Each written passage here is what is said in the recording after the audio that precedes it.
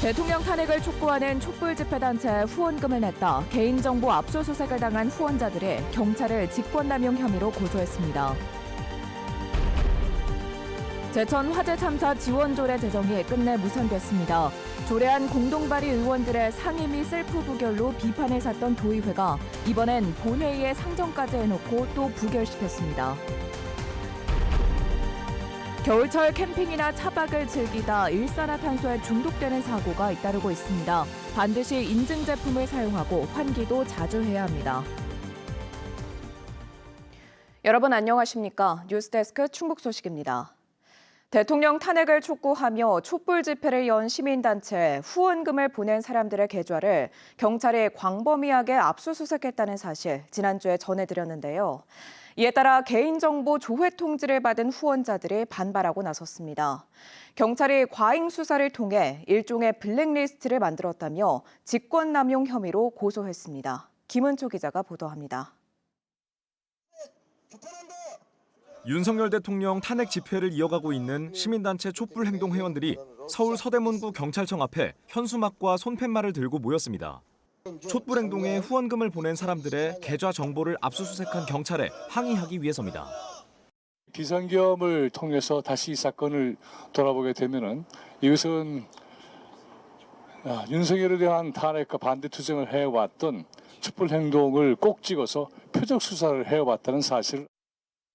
서울경찰청은 지난해 10월 각 금융기관에 압수수색 통지서를 보내 촛불행동에 후원금을 보낸 모든 계좌에 고객정보 조회를 요청했습니다. 경찰에 제공된 정보 목록에는 이름과 연락처, 생년월일, 그리고 자택과 직장 주소도 포함돼 있었습니다.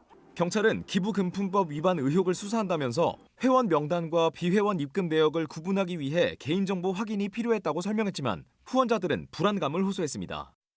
계엄 선포 이후에 이 개인정보를 뭐로 이용을 하려고 했을까라는 의구심이 들었던 거예요. 전두환 시절 때 데모에 참가했다는 거 하나만으로도 항공 문자로다가 몰아서 그렇게 악용되지 않을까라는.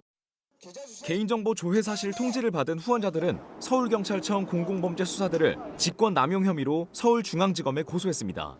경찰이 이미 지난해 9월 강제수사를 통해 회원 명단과 후원금 입금 내역을 압수했는데 회원뿐 아니라 단순 후원자 정보까지 불필요하게 수집했다는 겁니다. 무분별한 개인정보 수집, 계좌 조사 등 권한을 넘어서는 과도한 수사 행태를 규탄하며 당장 중지할 것을 요구한다. 경찰은 압수수색을 통해 개인정보를 확보한 후원자 수를 밝히지 않고 있는 가운데 촛불행동은 경찰의 공개 사과와 개인 금융정보 폐기를 촉구했습니다. MBC 뉴스 김은초입니다. 제천 화재 참사 유가족 지원 조례 제정이 결국 무산됐습니다.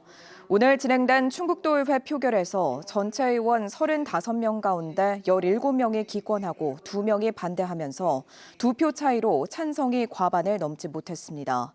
조례안을 공동 발의했던 국민의힘 의원 중 10명이 기권했고 찬성하기로 결의한 더불어민주당도 의원 9명 중 2명이 기권했습니다.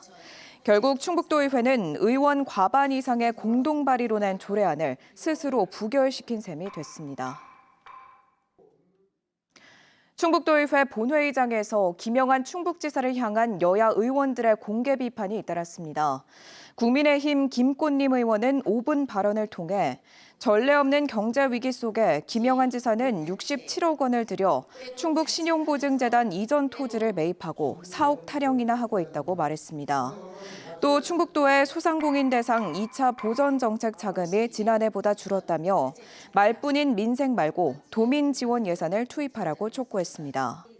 더불어민주당 박진희 의원도 충북 인평원의 신청사 매입 의혹을 언급하고 김 지사 측근 개입을 사실로 볼 정황이 나왔다며 혹세무민을 당장 멈추라고 주장했습니다.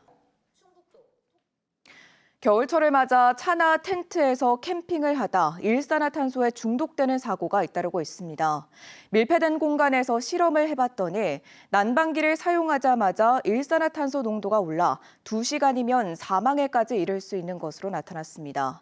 특히 불법으로 개조한 가스 온수 매트는 더 위험했습니다. 허지일 기자가 보도합니다. 이달 초 충남 서산의 캠핑장에서 캠핑을 하던 50대와 10대 부자가 숨진 채 발견됐습니다.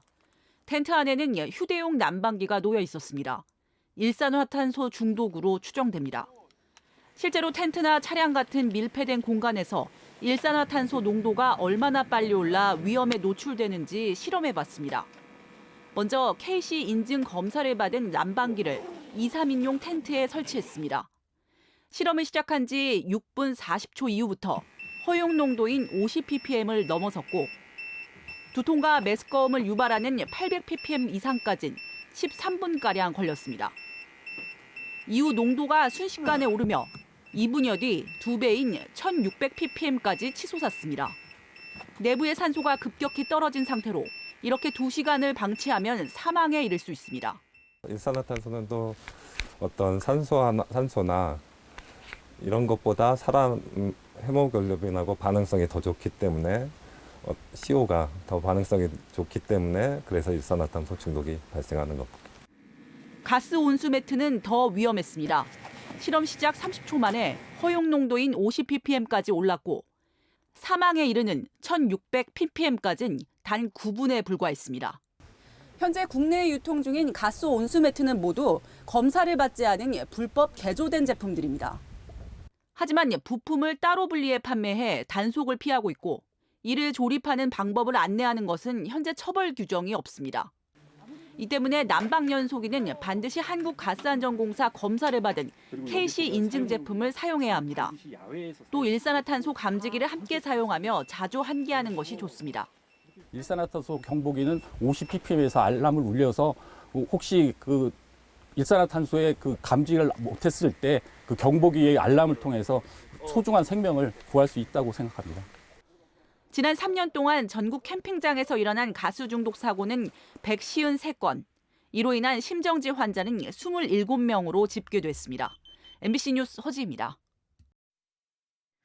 더불어민주당 충북도당이 설 명절을 앞두고 청주 북부시장을 찾아 장보기 행사를 가졌습니다. 소속 국회의원과 지방의원, 당직자들은 설 제수용품을 구입하며 명절 물가를 체감하고 경기 침체로 어려움을 겪는 상인들과 의견을 나눴습니다. 이광희 도당 위원장은 내란 사태 등으로 최악인 서민 경제를 살리기 위해 도당도 최선을 다할 것이라고 밝혔습니다. 검찰이 충북경찰청 소속 간부를 청탁금지법 위반 혐의로 입건했습니다. 청주지검은 지난 15일 충북경찰청 형사기동대 사무실을 압수수색하고 감찰계에 수사 개시 통보문을 보냈습니다. 형사기동대 소속 간부는 지역 건설사 대표에게 5천만 원어치의 금품을 받은 혐의를 받고 있습니다. 국가공무원법에 따르면 검찰은 조사나 수사를 시작한 지 10일 이내로 소속 기관장에게 수사 개시 통보를 해야 합니다. 불법 줄기세포 시술을 무상으로 받아 구속된 맹경재 전 충북경제자유구역청장이 보석으로 풀려나 불구속 상태로 재판을 받게 됐습니다. 서울 서부지방법원은 오늘 보증금 납부 등을 조건으로 맹 전 청장의 보석 청구를 받아들였습니다. 맹 청장은 글로벌 특구 사업 참여 업체에서 4,950만 원어치 불법 줄기세포 시술을 무상으로 받은 혐의로 재판에 넘겨졌는데 맹 청장은 시술 받은 사실은 인정하면서도 업체 기술력 확인 차원에서 맞았고 금액도 특정할 수 없다고 반박하고 있습니다. 올해 상반기 충북대병원 전공의 복귀가 저조해 의료 차질이 예상됩니다. 충북대병원은 지난 22일과 23일 인턴 모집 절차를 진행한 결과 지원자가 없었다고 밝혔습니다. 충북 소식 마칩니다. 시청해주신 여러분 고맙습니다.